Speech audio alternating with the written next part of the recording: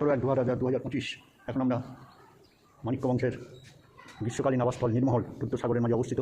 সেইখানে এসেছি।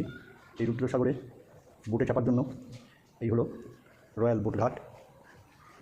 এখন যদিও জল আর এখানে এসে পৌঁছায় না, শুকনো। রাজা রানীরা এই সিঁড়ি দিয়ে নেমেই এখানে নৌকায় চাপতেন।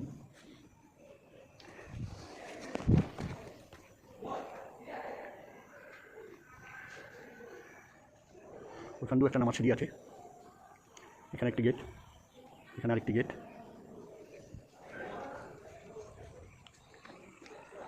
এই একটি সিঁড়ি।